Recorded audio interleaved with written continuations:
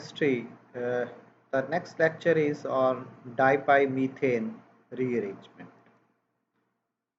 The dipymethane rearrangement is also known as Zimmermann rearrangement or Zimmermann dipymethane rearrangement because it was discovered in 1967 by Zimmermann.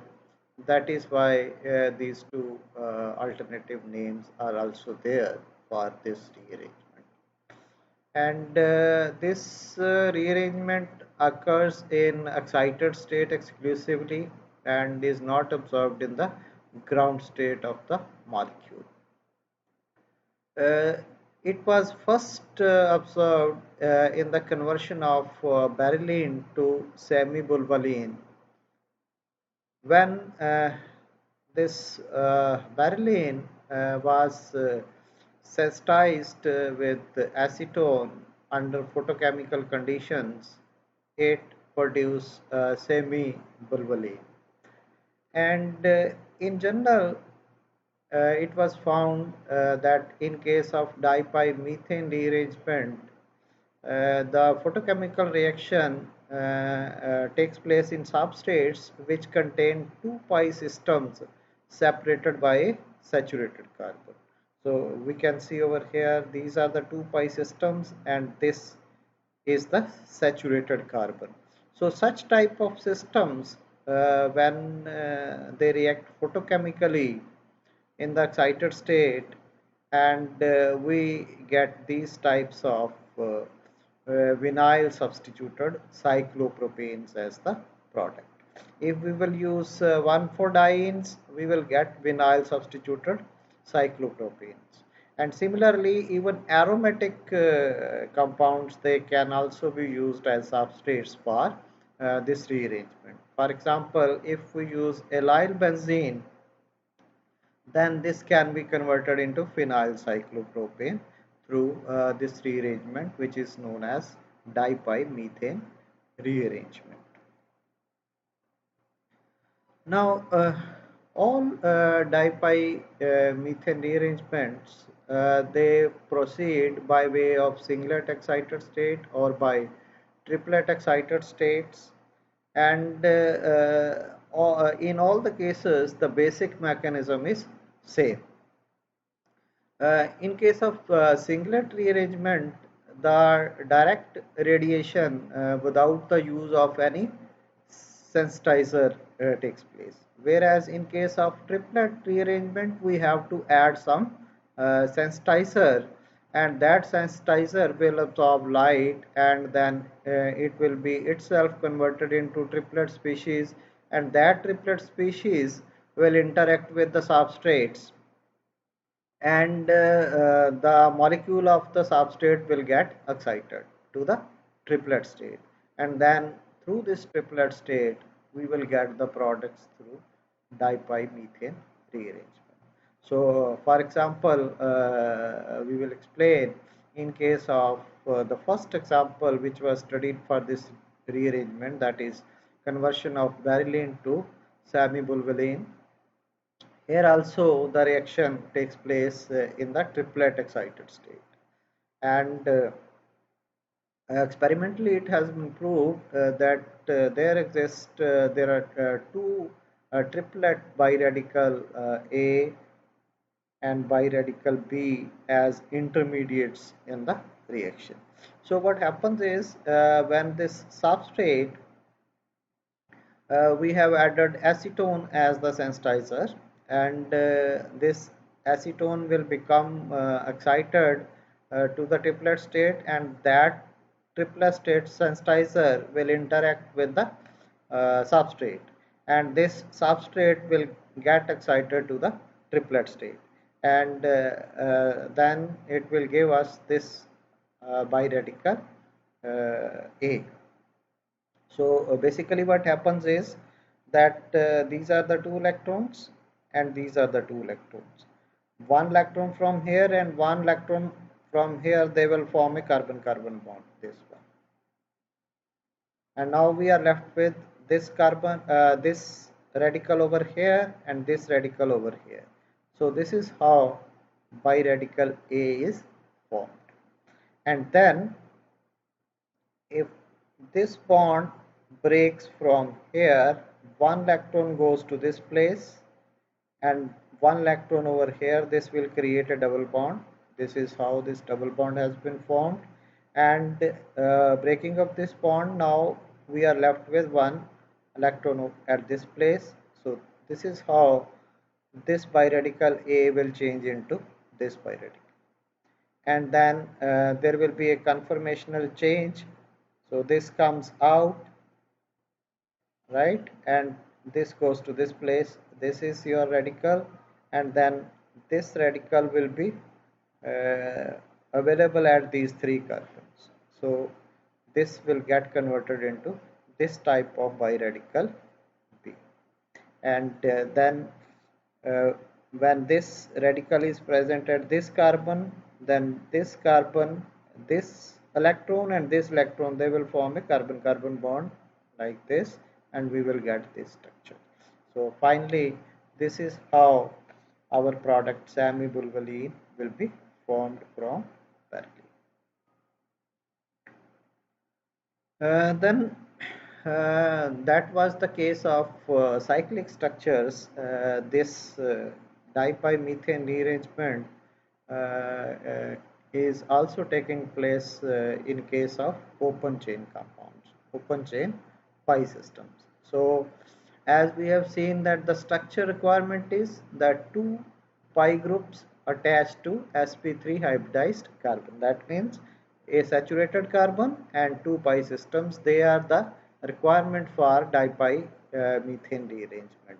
So one most common example is Mariano compound, that is 3,3 dimethyl 1,1,5,5 tetraphenyl 1,4 pentadiene. So this is 3,3 dimethyl 1,1,5,5 tetraphenyl 1,4 pentadiene. So this substrate will also get converted into a product through dipymethane rearrangement. And same thing, through photochemical irradiation, this will get excited into this type of biradical, and then one electron from here, one electron from here, they will form a carbon-carbon bond like this, and then this radical and this radical. Now we will get this type of biradical A. And then again with the breaking of this bond, because this is a symmetrical biradical, either this bond breaks or this bond breaks, we will get the same radical. So say this bond breaks and we will get one electron at this place, and one electron from here and one electron from here, they will form a carbon-carbon double bond, this one. And that means this isopropyl will have one free radical and this will have one free radical. So this is how biradical A is converted into biradical B.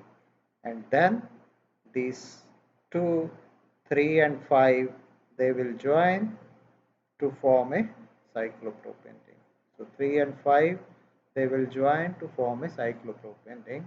So this is how we will get our product from Mariano compound. The substituted allyl cyclopropanes, they will be formed as the product. Then another example of a cyclic compound, 3-methyl 1,1,3,3 triphenyl. So this is phenyl, this is phenyl, this is phenyl. So 3-methyl 1,1,3 triphenyl but1-ene. This is the substrate. When this is photochemically irradiated, then first we will have a biradical of this type.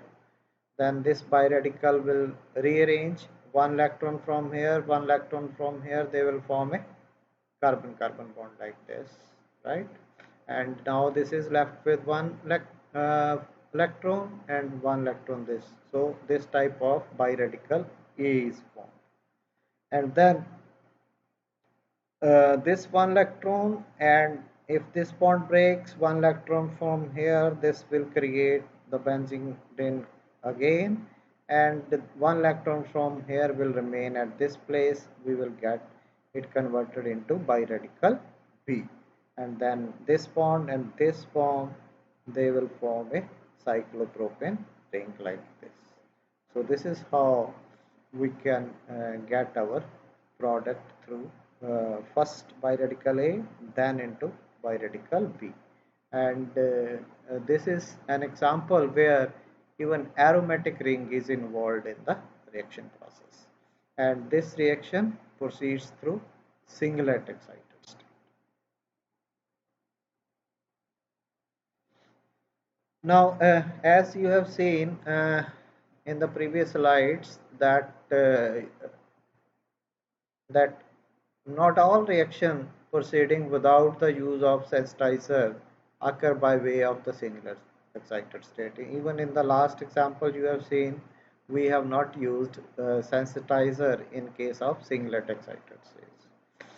This is because in some cases the initially formed singlet uh, will get it converted into the triplet by intersystem crossing. If the energy gap between S1 and T1 is small, then through intersystem crossing, that initially excited molecule in the singlet state may get converted into the triplet state, and then this triplet state excited molecule will go through the rearrangement process to give us the product.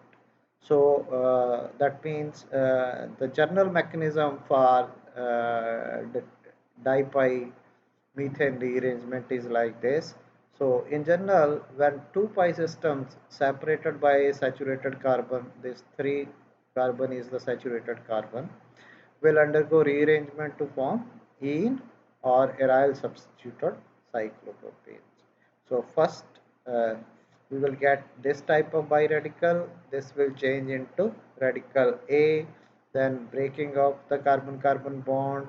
This will get converted into a more stable free radical B, and this free radical B will form a cyclopropane ring to give us the product.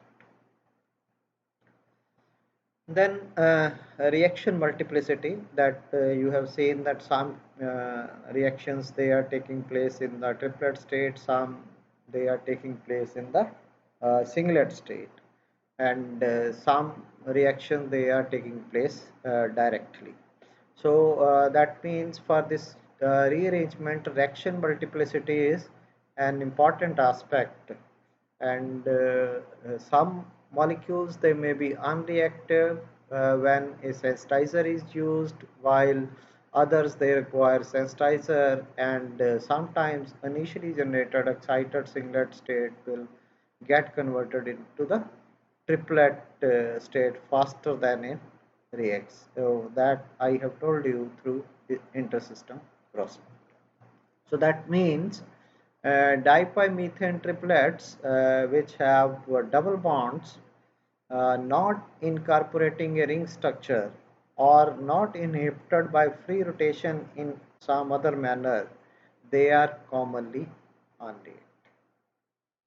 So this is a general thing, that dipymethane triplets in the triplet states, so which have double bond not incorporated in a ring structure or not inhibited for free rotation in the same manner, they are commonly unreactive towards dipymethane rearrangement. Whereas the triplet excited pi bonds in acyclic system, they have very low bond order and they tend to twist perpendicularly. And such a twisted triplets, they have geometry which is ideally suited to convert to the ground state. So basically it means is that unsymmetrically substituted dienes, they give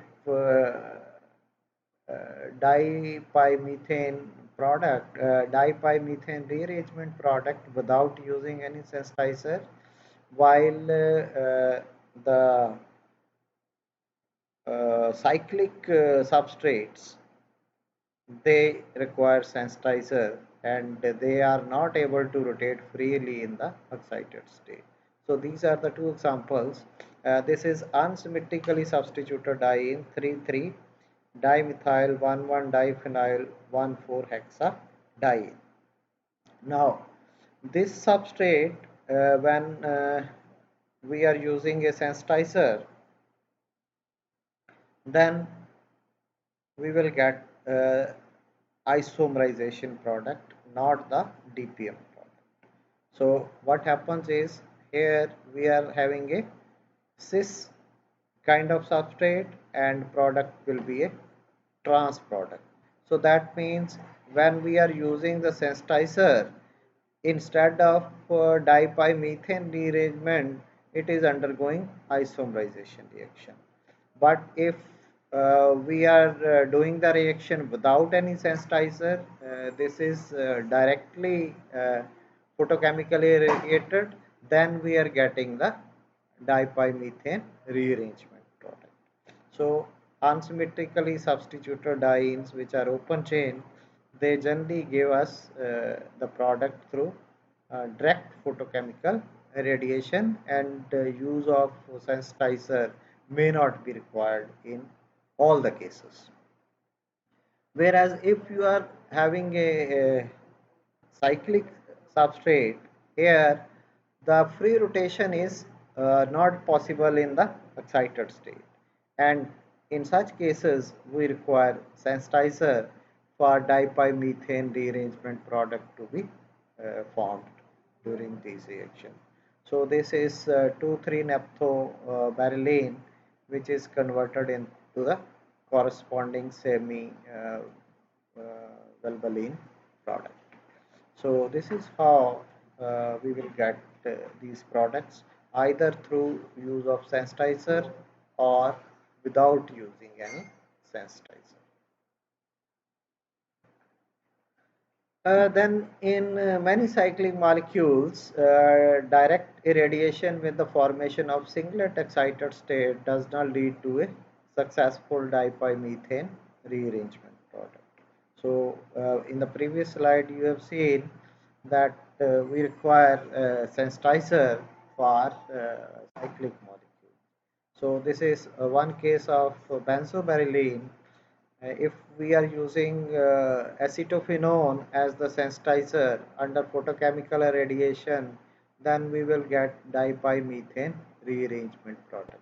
Benzosemi-bulvaline will be formed as the product through dipymethane rearrangement. But if photochemical irradiation is done directly without using any sensitizer, then instead of dipymethane rearrangement, we will get an electrocyclic 2,5,2,5 addition product in this case, and we will get benzocyclooctatetraenes as the product instead of these benzosemi-bulvalines. So depending upon that what kind of substrate we are dealing with, we have to choose that whether to go directly by photochemical irradiation, or we need to use a sensitizer for dipymethane rearrangement. Then in case of unsymmetrically substituted substrate, there is a possibility of product formation where we can get two products. But it has been seen in case of dipymethane rearrangement that this reaction is a very regioselective reaction, and only one regioisomer is formed in the reaction, and that regioisomer will be formed which is more stable in terms of intermediate radicals formed during the reaction. So for example, in this case 3,3 trimethyl 1,1 diphenyl 1,4 hexadiene. So we can see that at one of the pi system there are two phenyl groups, At other pi system we are having two methyl substituents. So that means this is an unsymmetrically substituted substrate. And as you know, first a biradical A is formed in all the cases, as we have seen the mechanism previously. Now this biradical now is an unsymmetrical biradical, and if this carbon carbon bond breaks by root 2, or this carbon carbon bond breaks by root 1, we will get different biradicals from this biradical A. If this bond breaks through root A, this electron will go to this place, and this electron, they will form a double bond, this one. Now one electron is remaining at this place, one electron is here, this and this. So this type of biradical B1 is formed from root 1. And if root 2 is followed, then this bond will break. One electron from here, one electron from here, they will form a double bond at this place where two phenyl groups are attached. So this is the case. Then one electron remains here, one electron remains here, one electron remains here, one electron remains here. That means we will get biradical B2. Now if we compare the stability of these two, here both the free radicals, they are alkyl free radicals, whereas here one is alkyl free radical, other is benzyl free radical, and this radical is stabilized by the presence of these two phenyl groups. So because of resonance of this free radical, this biradical is much more stable than this free radical. So that is why we are getting this product, not this product. This never happens, and the reaction takes place through root A and not through root 2.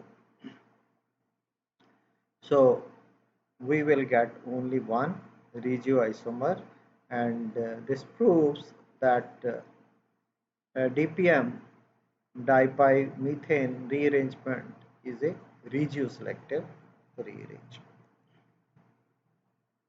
Then another example is that if there are electron leasing or electron withdrawing group present on the substrate, for example, we have taken two examples. In the one case, we are having cyano group, and in the other case, we are having the methoxy group. So that means cyano group we know is an electron withdrawing group, whereas methoxy group is an electron leasing group. And it has been seen experimentally that the behavior of both these groups is different, and we will get different regioselective products as the reaction proceeds. And as a general rule, if we are using electron leasing groups, then there will be a tendency that the electron leasing group will appear on the residual pi bond of the photoproduct. So this is electron leasing group. So then product will be formed where this will be present on the pi bond of the product. So here this is the pi bond of the product. And if we are using electron withdrawing group, then electron withdrawing group will try to be found on the product, which is 3-membered cyclopropane ring. So you can see over here that electron withdrawing group is present on the cyclopropane ring.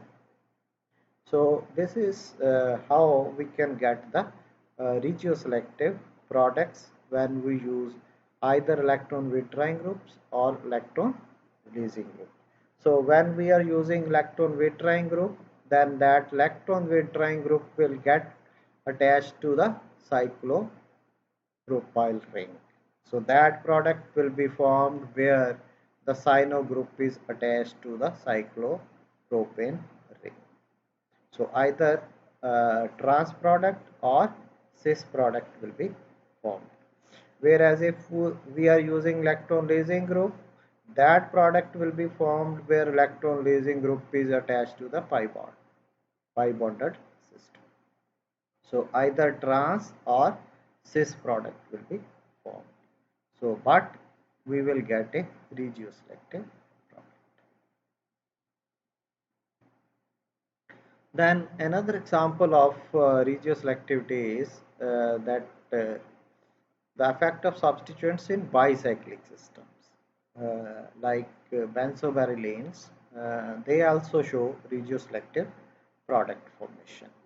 So for example, in case of benzocyano uh, barylene, when we are using sensitizer under photochemical irradiation, then there is a possibility of formation of these two radicals. Now, how these two radicals are formed? Uh, First is that there are two electrons over here, two electrons over here. If one electron from here and one electron from here, they form a carbon-carbon bond like this. This is the case, right? And then one electron is left over here, one electron is left over here. So this is how this pi radical is formed. And other ways that one electron from here and one electron from here, they form the carbon-carbon bond like this. Then this carbon will be left with one electron and this carbon will be left with one electron. Then this type of biradical will be formed. Now if we compare the stability of these two, here because of the presence of this carbon nitrogen triple bond, there is a possibility of resonance of this free radical, which means that this free radical will be more stable. This biradical will be more stable as compared to this one. So we will get a regioselective product of this type, and product from this will not be. So this again in case of bicyclic system also the dipi-methane rearrangement show regioselectivity. Then similar to dipi-methane rearrangement is oxo-dipi-methane rearrangement. So here what happens is one of the pi system is replaced by carbonyl group. So here uh, the most common example is beta gamma unsaturated ketones. So this is alpha position, this is beta, this is gamma. So beta gamma unsaturated ketones, they also undergo a rearrangement similar to dipi-methane rearrangement, and because of the presence of this oxygen, this type of rearrangement is called as oxo-dipi-methane rearrangement. So this is one example. The direct irradiation of 1244 tetraphenyl but 3 in 1 on. This is the substrate. When this is photochemically irradiated directly, then this type of cyclopropyl ketone is formed in 7% yield. So this was the first example of oxo-dipi-methane rearrangement. And such type of reactions, the general mechanism of these reactions is similar to what we have seen in case of dipi-methane rearrangement. So first there will be a formation of this type of biradical, and this biradical by cleavage of this carbon-carbon bond will change into a more stable biradical, and then this will form a cyclopropane ring, and we will get cyclopropyl ketones as the product. And the conversion of beta gamma unsaturated ketones into cyclopropyl ketones through photochemical radiation is known as oxidipymethane rearrangement. Then another type of dipymethane rearrangement is azadipymethane rearrangement. So here one of the pi system contains carbon nitrogen double bonds. So beta gamma unsaturated amines, they are the substrate for this type of dipymethane rearrangement, and after the rearrangement we will get cyclopropyl amines. These types of products, they are formed by as a dipymethane rearrangement, and mechanism is similar to what we have seen in case of dipymethane rearrangement. And for the general mechanism, this is the kind of nitrogenous compounds which can be used, and this R may be alkyl, this may be aryl, this may be hydroxy. When this is OH, that means oximes, beta gamma, unsaturated oximes, they can be used. Then if this is OR, alkoxy, N-alkoxy, beta gamma unsaturated compounds, then all other types of carbon nitrogen bonded derivatives of these, they can be used as substrates. For example, hydrazones, semicarbazones, phenyl hydrazones, all kinds of substrates, they can be used for this type of as a dipymethane rearrangement. So here what happens is, when this is chemically irradiated from the singlet state, first this gets converted into the triplet excited state, and in the triplet excited state we will get, so these are the two electrons, one electron remains over here, one electron from here, one electron from here, they will form a carbon carbon bond like this. Then this is left with one electron, nitrogen is left with one electron. We will get these types of biradicals, and these biradicals, they will change into more stable biradical by breaking of either this bond or this bond. Because this is symmetrical, we will get this is unsymmetrical, either this bond breaks or this bond breaks, but by one way we will get the more stable free radical, and this will be the more stable free radical where one of the free radical is present on the this benzylic carbon, and this is the most stable free radical, and then this will join at these places and we will get cyclopropane derivatives as the product. Cyclopropyl amines, they will be formed as the product. So this is the general mechanism, and by variation of this R, we can prepare all types of amine substituted products, and these products on hydrolysis, they can lead to the formation of aldehydes or ketones depending upon the substitution at this place. If this is H, we will get aldehydes. If this is a substituted position, say methyl, then we will get ketone. If alkyl, we will get ketone. So depending upon the kind of substitution at different places, we will get different types of aldehydes and ketones as the product. And such type of conversion of beta gamma unsaturated amine functionality into aldehydes and ketones through these cyclopropyl amines, and this is called as azadipymethane rearrangement. So these are the references which have been mainly used. This is a review by the Zimmerman himself in 1996 in Chemical Reviews, where most of the details of dipymethane rearrangement he has discussed.